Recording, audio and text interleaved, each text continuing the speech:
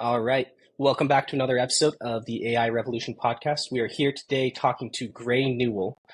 He recently left his position at a AI chat company called What Do You Mean? And now he's on to even more and more interesting things every day. Gray, why don't you just tell us a little bit about yourself, kind of what guided you to the AI space and how you got your start in general? Sure, definitely. So I got my start as a software engineer, and I've worked in tech for over 10 years, and that includes like bootstrap startups, unicorns, big tech, Amazon, AWS. Um, but really, I've had a long-standing belief for the past 10, 15, 20 years, basically since I was an adult, that AI would be coming in our lifetimes. So I kind of always wanted to get here. Um, but there was a combination of feeling like maybe the tech was too early and maybe me not having background in certain things. So I really came to the AI space about 3 years ago, I'd say. Mhm. How did Yeah, it's you, been. I'm Sorry, go curious, ahead, Jim. I was just going to ask, you said you've thought for a long time AI would, be around in your lifetime. What kind of triggered that initially? That's a good question.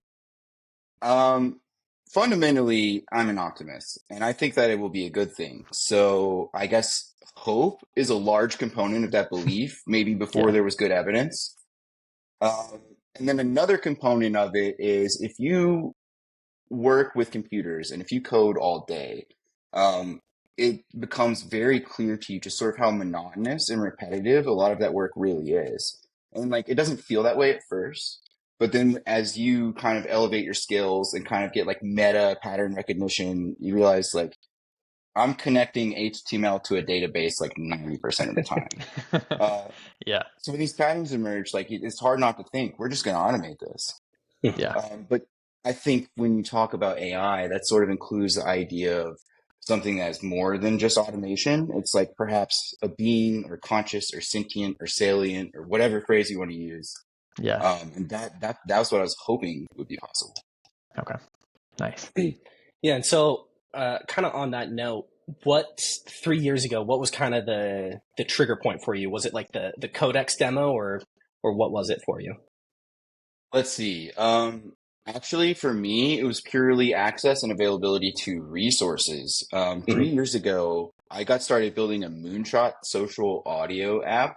So you can see where my consumer social tendencies might have come from at Amazon Music. And Hmm. so Amazon actually has provided something called Machine Learning University, which I think is something I can talk about. I think it's even public. Like, I think if you want to go take this for free, I think it's out there.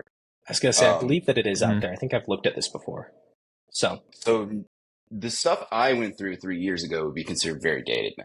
So the mhm. field moves super fast. I hope they've updated it. Yeah. I don't want to promote out of date resources, but that was my first exposure. Like the first time that someone sat down with me for like 10 hours and was like, hey, we can take time series tabular data and I can tell you what the stock market might be in like a minute. That was a very cool experience.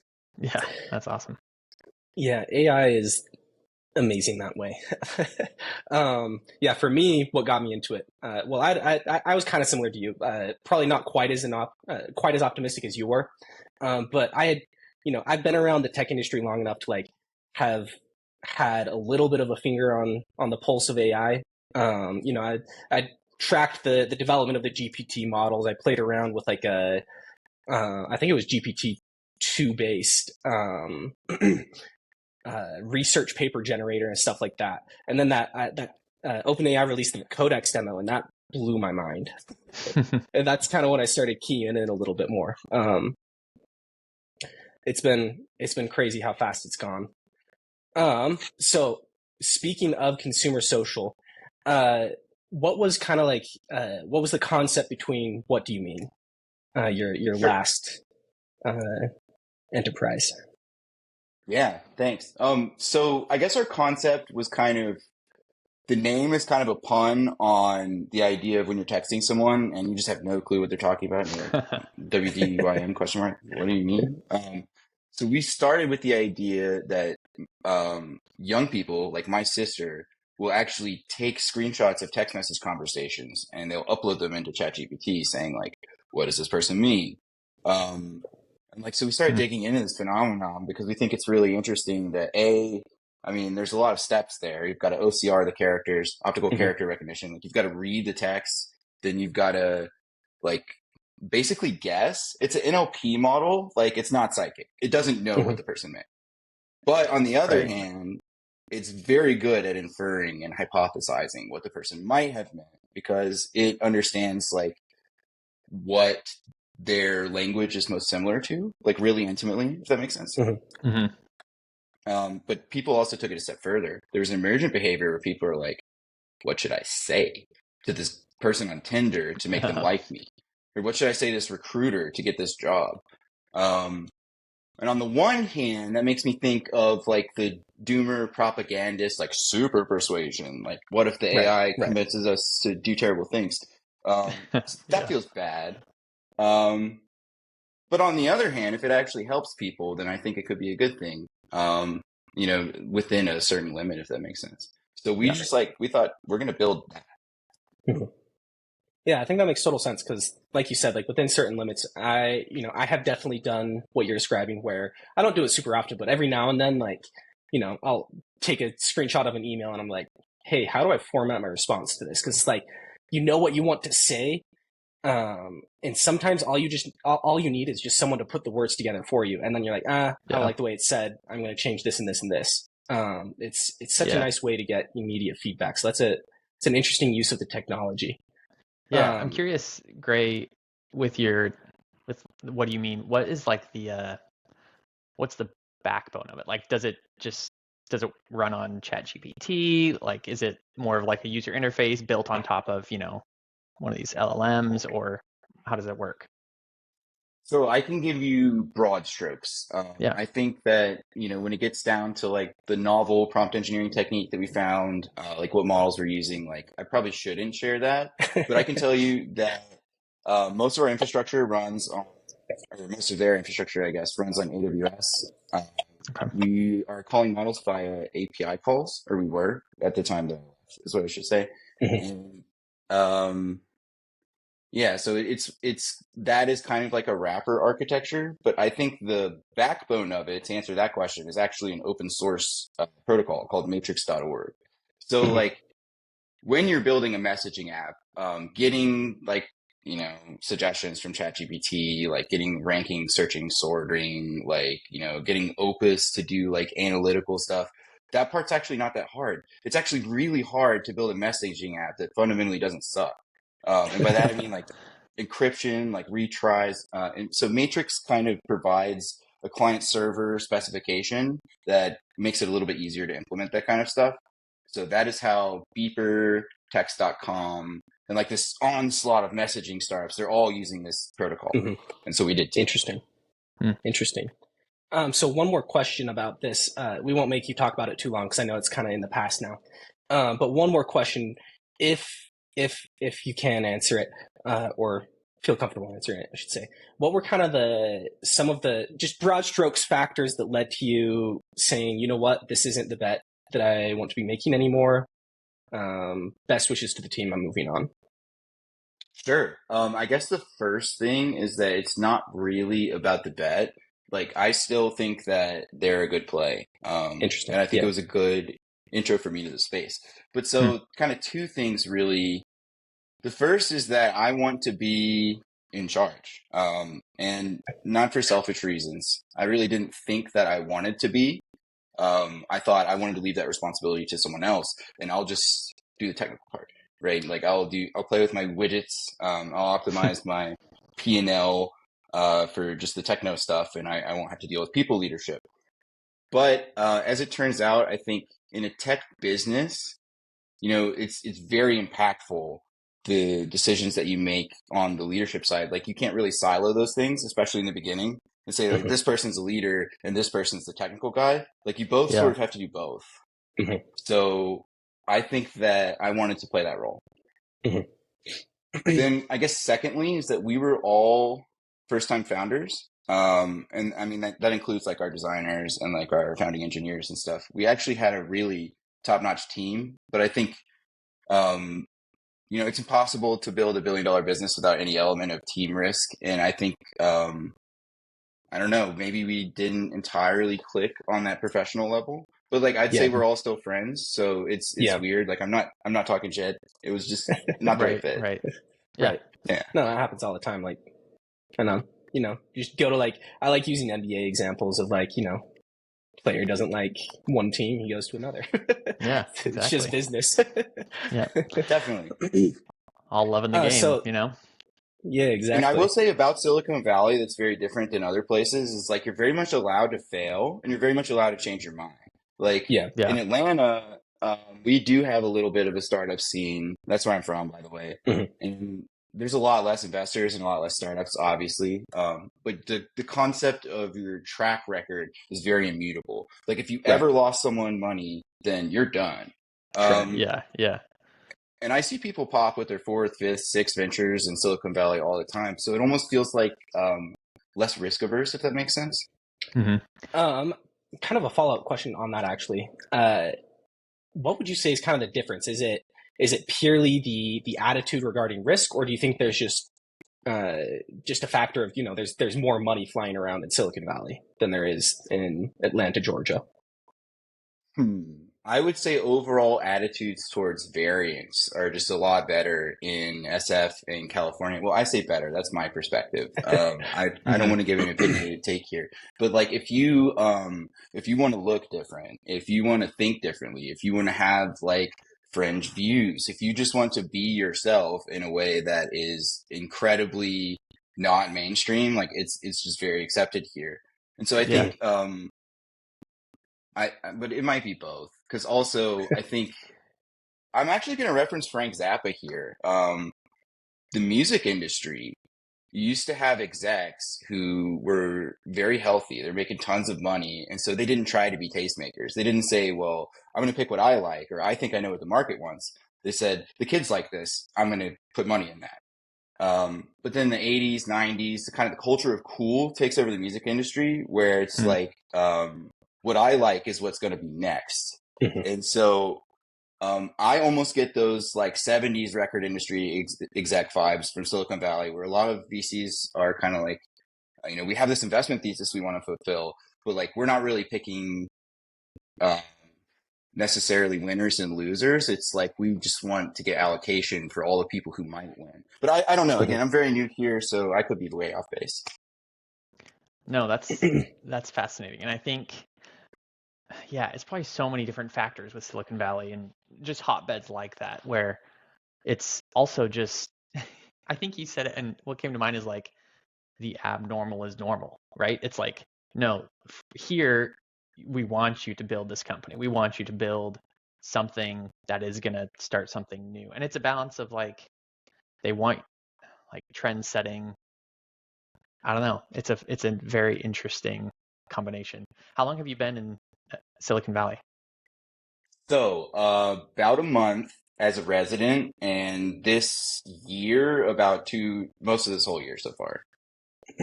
Nice. Um, And what I actually triggered make the that joke, move? Okay. Twitter, X, I should call it X. I make the joke that X is a RPG where once you reach a certain level, you unlock a level called San Francisco. Um, so I got pulled into this like massive maelstrom of AI related content and like some meme ideologies and like manifesto type stuff. I'm happy to Okay, unpack yeah. more of that in a minute, by the way. But yeah, I got kind of drawn in by that esoterra, and then I reached a point where like Yassine and like Rune and a bunch of these like legendary like scientists, entrepreneurs, members of the technical staff, like actually follow me back and see the stuff I post, which is ultra weird. It's ultra weird. But so I guess that community, that overlay community online, kind of pulled me in. Yeah, Yeah. it's been uh, it's a really interesting space online where it's like, yeah, I found the same thing. Like so Yassine was our first interview, and he Sick. followed me forever ago, and wasn't sure why he followed me, but I was like, oh, cool. And then he blew up, and I was like, oh wait, this guy's like a legit This is the real engineer. deal. Like this guy's good. Um, Yeah. So so what I kind of admire about him yeah, too is that he's an engineer who like espouses the value of soft skills and business skills and yeah, sales skills. no, exactly. Like Like that Oh yeah, so I've made this point. I don't remember if it was on the podcast or where, but I made this point before. But like, I don't know if there's anybody that I've talked to about this stuff who understands the game he's playing better than Yassine. Like, Yeah. he knows what game he's playing and he plays it to perfection. Like, I love following him. Yeah. It's fun. That's awesome. So on the kind of the note of Silicon Valley, what's your next venture? What are you going after now that you've moved on from What Do You Mean? Sure. So I'm not sure how much like branding info I'm going to drop because all of that Right. is very much like still being thought of. Yeah. But I'm going Stay back to my tuned. roots. The way that Amazon people taught me to do that, the Amazon School of Thought on that is the PRFAQ. Have you heard of that? No, I haven't, Mm-mm. but I'd be interested in hearing. Yeah. Cool. Okay, so what it is Amazon constantly works backwards from the customer. Um, and being someone who kind of bridges these worlds of sales and technology and being an engineer and all of that, like that really speaks to me. So the first thing they produce is not a business plan, it's not an architecture, it's not a pitch deck. Hmm. It is a press release. And you very clearly and accurately describe what you're doing, for who, what is the problem, what is your solution, Hmm. how are you solving it? So I'm doing that to kind of get my thinking to be crystal clear. Mhm. And then you attach a FAQ. So basically you ask a bunch of people to just rip it up, which people at Amazon are good feedback givers. I'll put it that More way. than happy to Great do it. feedback givers. Yeah. Yeah. And so like a bunch of people just basically kind of tear up your proposal, and then you take the most cogent and the most popular objections or whatever, and you make it a frequently asked question where you explain like, Okay. well, yes, this does exist, but we're going to undercut by not building on Vercel, for example. Interesting. I like Okay. that. That's So you're in yeah. the framework, kind of the framework stage right now. You're building out the kind of the bones, what it's gonna be, and then you're gonna flesh it out and build it. Definitely. And I think at this phase too, there's decisions I'm electing not to make. Mm-hmm. So do you have a team in mind, or is it still solo? I'm riding solo for now. I think I need to see what the business needs. I've entertained the idea of adding a CTO because I think having the core team all be technical would be really hardcore, right? I think that kind of makes sense. Yeah. I agree. But it could also be that I can get farther than I think on my own, and I might want like a CRO type person to just close deals all the time, like a chief revenue officer. But I might not need anybody. I'm not sure. I think Right. I'm applying to the accelerators, like the Y Combinators, the HSUs of the world, Techstars. I think for a lot of people that can be seen as kind of a limiting move. But I think as someone who wants to move fast solo, I think having access to those communities could really help me. So No, I think that makes a lot of sense. Wow. Like, if there's so my dad did startups my whole life. So I've got like a not super intimate, but like decent feel on the startup space. And I think a lot of people underestimate the benefit of an accelerator. It's obviously it's not a fit for every single startup, but if you are wanting to move as fast as you possibly can, I feel like accelerator is the way to go. Like you see it all the time. Yeah. Spencer, maybe give a quick summary of what accelerator means. Oh, yes. So for those who are not familiar with the startup space, there are different investment groups and coalitions called accelerators that essentially they bring you on, and this accelerator has some sort of deal with, say it's Microsoft, and they get you Microsoft Azure server access for much cheaper than you normally would. And then also, they've got some friends over at Sequoia Capital, and so hey, we'll hook you up with them.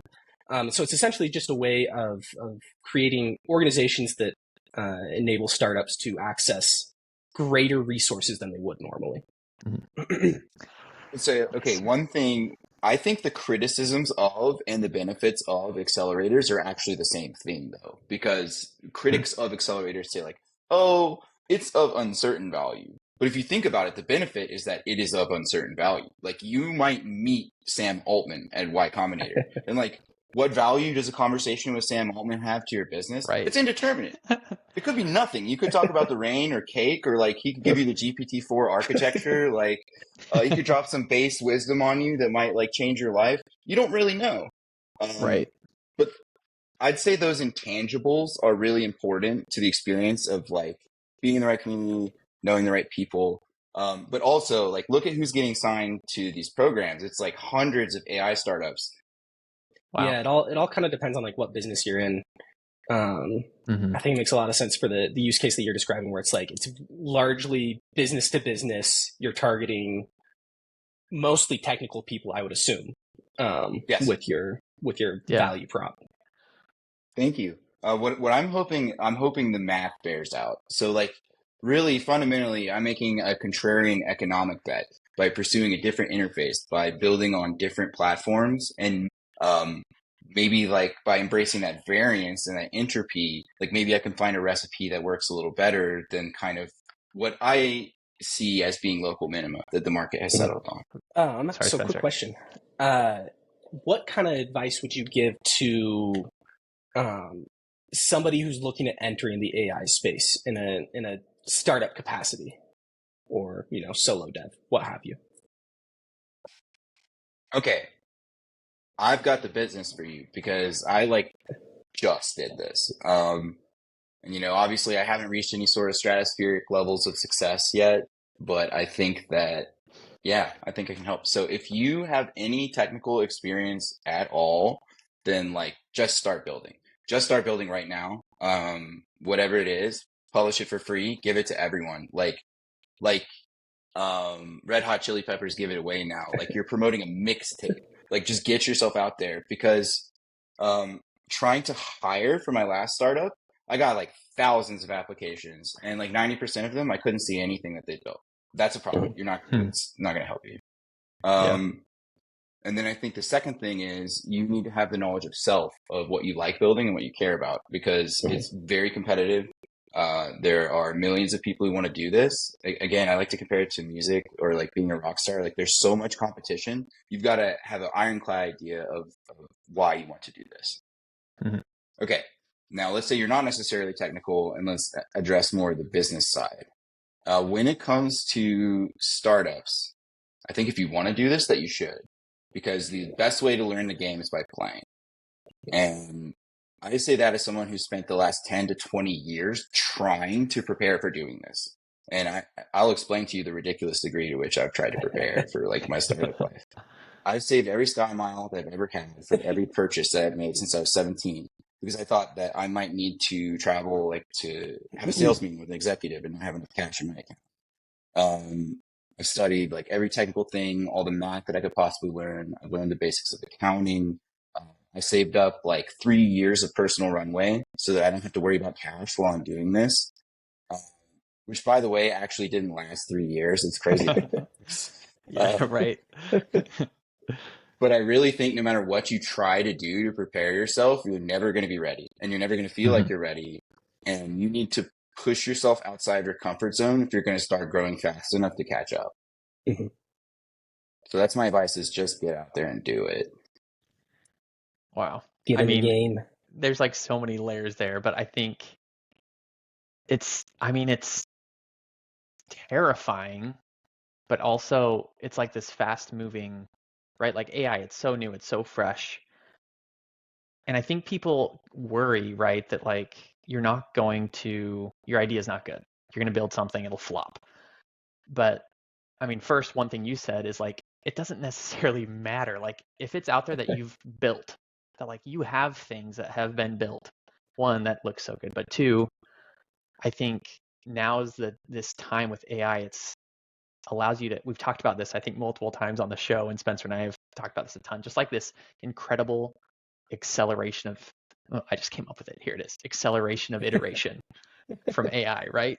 Where you can just like, it allows you, like a one-man, dev team can just like build so fast now.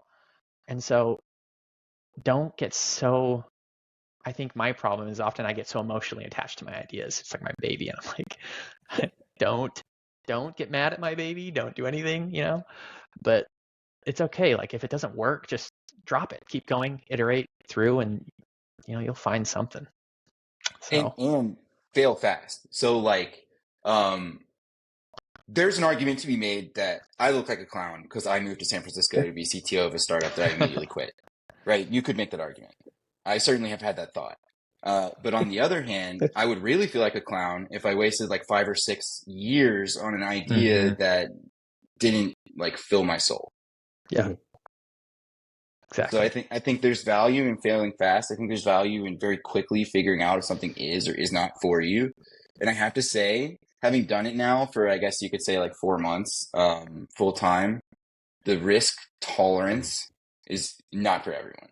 You don't know what you're doing tomorrow. You can't make plans.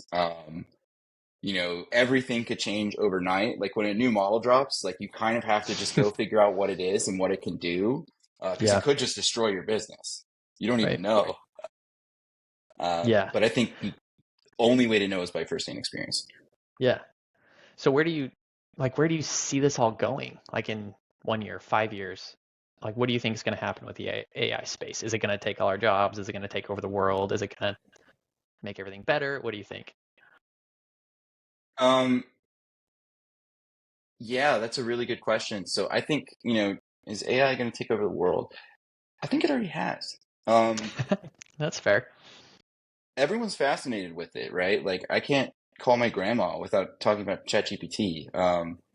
So in a sense, it's captured everyone's attention, but I mean on a little bit of a deeper and more serious level, like let's think about what Amazon is, right? It's the everything store. It's e-commerce personified. It is this behemoth where you can get anything you could possibly imagine in like less than 8 hours shipped to your house. People think about that. They think of like Amazon Web Services. They think of lots of compute. They think of coders, very smart coders working very hard. It is that. It's all of those things.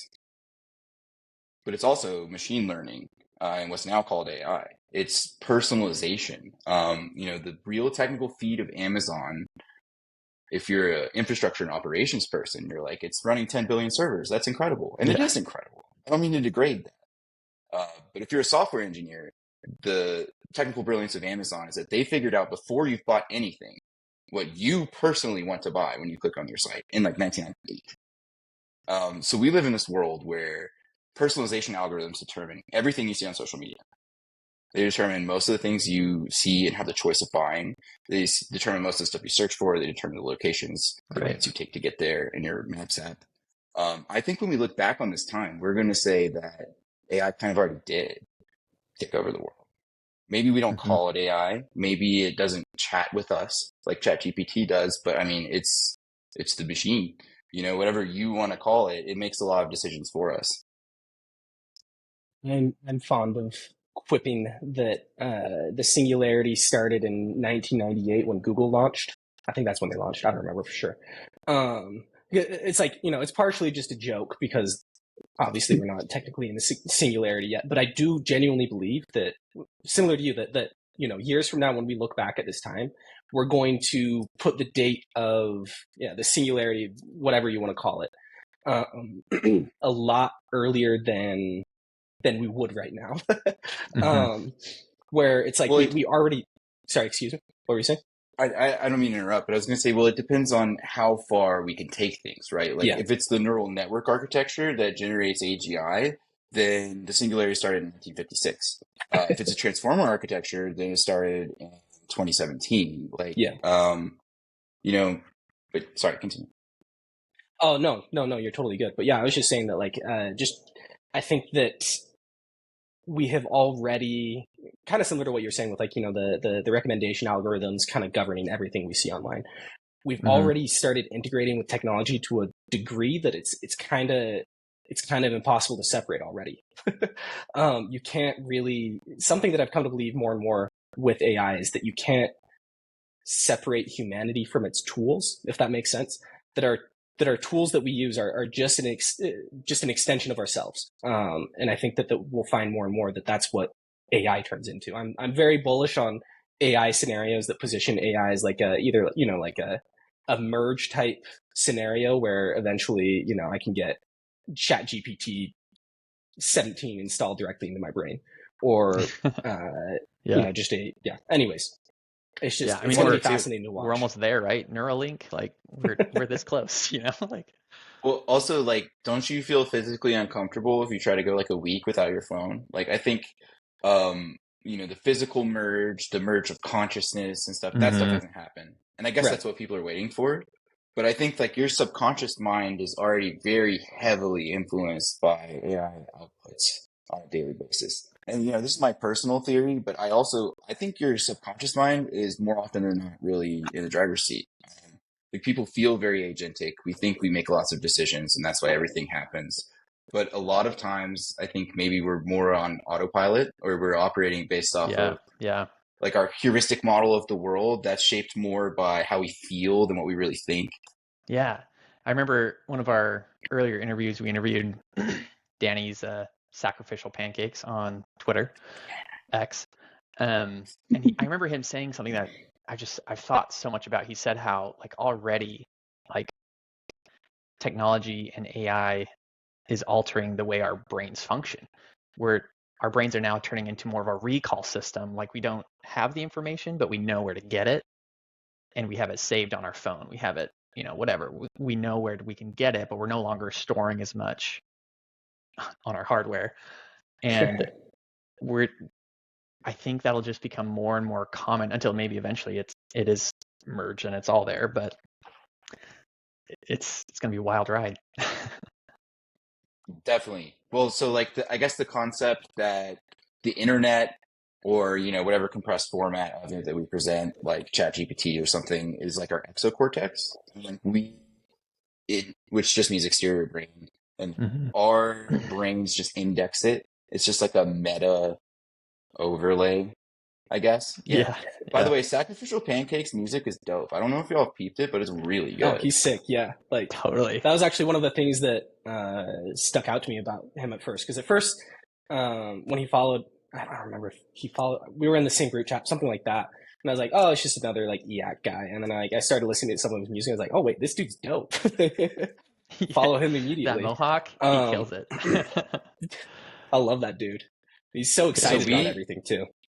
this is a little bit of alpha, but we actually have a collab that we're cooking. Oh, I got to really? be honest with Really? you, I have not put in a lot of time on it yet, but he has an album that he's making with vocalists, namely rappers, and I got one of those coveted slots. No Ooh. way. Gotta share Look out for that. that in the future. Yeah. We'll have to like Yes, put but some it's going to be background under music. thank you, but yeah, it's going to be pseudonymous, so I can tell you, but it's going to be a secret. We won't give away what That's your exciting. alias is.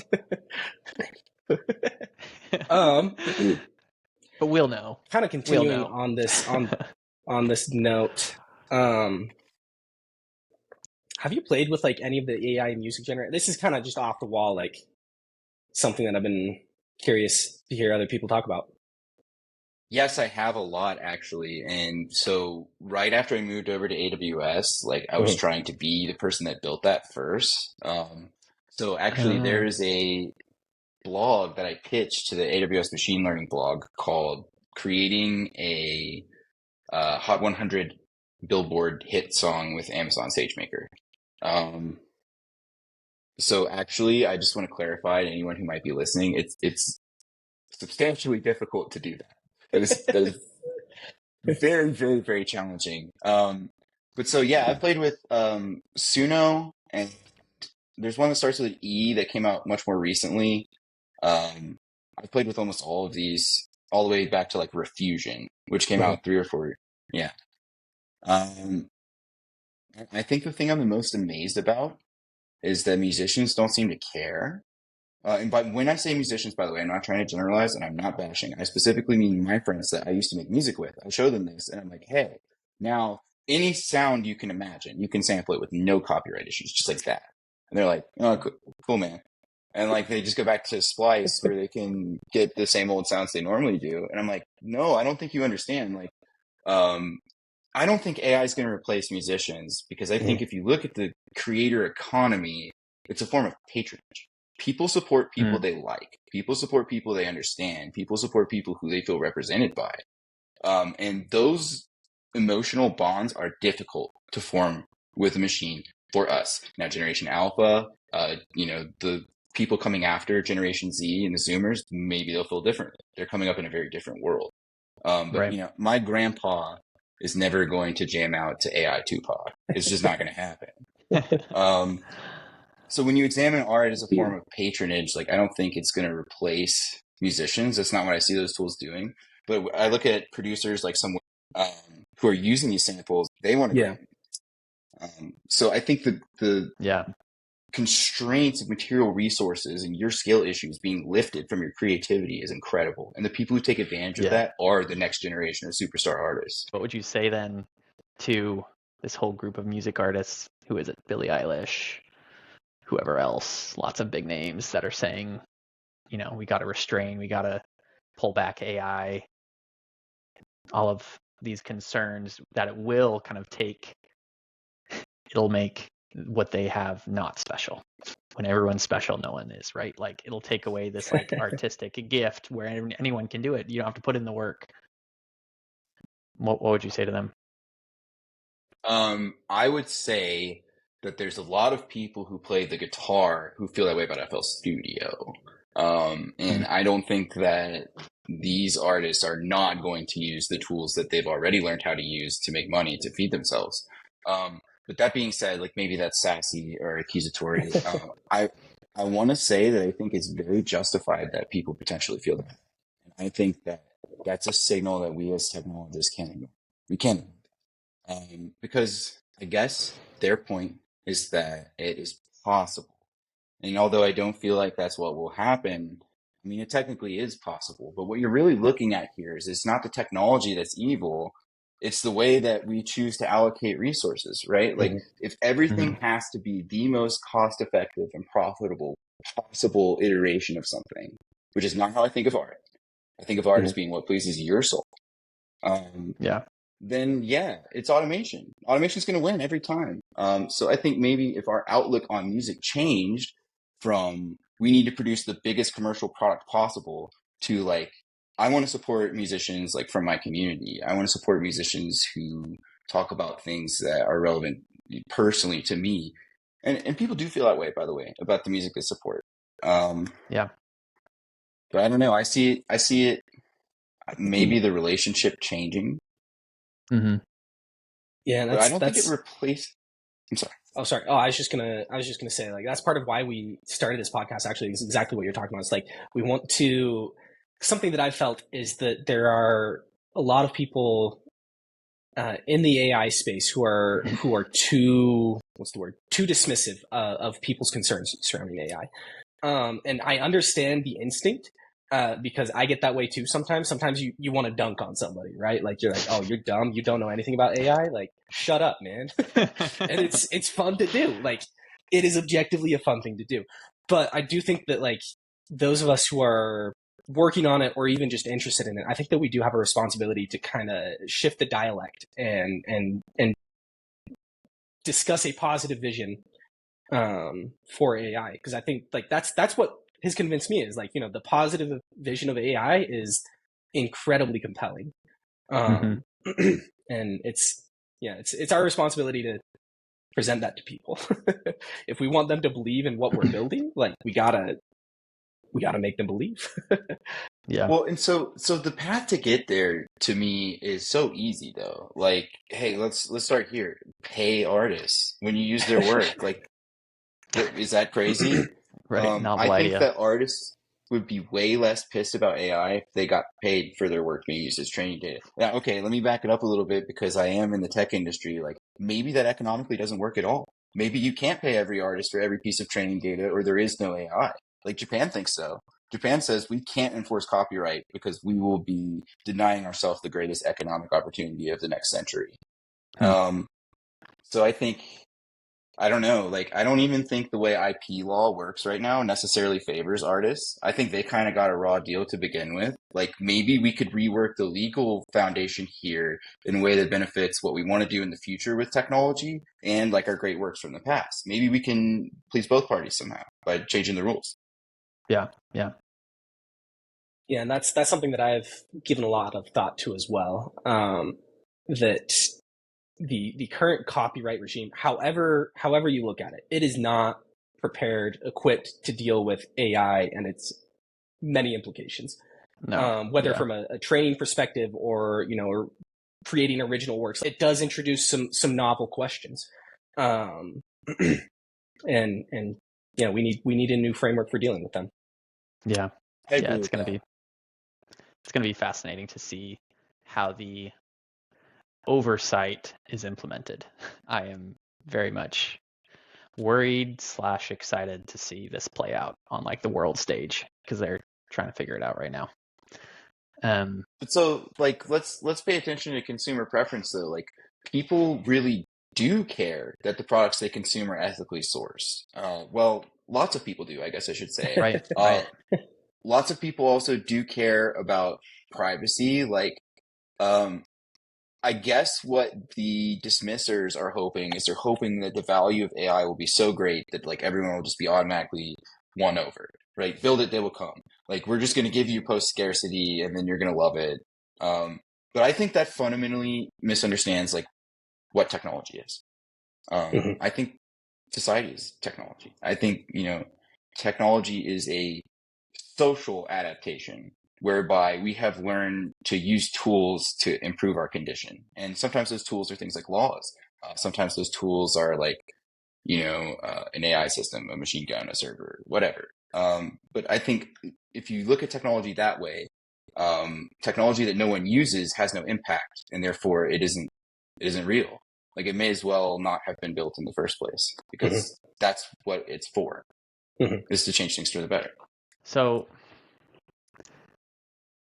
how do you think, I guess for you, Gray, where do you see this oversight going? Do you think it needs to be government? Do you think it needs to be a third party organization, a worldwide institution? I can only tell you what I don't want. Is that okay? Yeah. That's perfect. I don't want this immense godlike power that we are building that is going to be built either way, whether it's by us, whether it's by the government, whether it's by private companies, whether it's by China or the US, whether it's, I guess it won't, I'll stop there. Whoever builds it, I think it would be a damn shame for all that power to be hyper concentrated in the power of like one organization, one group of people, one country, company, whatever. I think we're all in this together in terms of we share the stakes, and I think we should all have a say in what happens. But that being said, also like if you gave everyone like a direct vote, I don't know that I would like that outcome. I think there's a lot of work that we need to do in terms of education of people on what these tools really are, how they actually work, what they're really capable of, and what they're not. I think we need to educate technologists on like why it's important to convince people and not just only build. And I think we all need to come to a mutual understanding before we can make a decision that's based on something that isn't just mass hysteria. I like what you brought up about if you build it, they will come. Because it's a point, I don't remember if I made the point on the podcast. It's a point I've made to people as well that like you can't build something and then hope that it bears witness unto itself, right? Like you got to go out there and like you got to be hyping it up. Real life is not a movie, unfortunately. Right.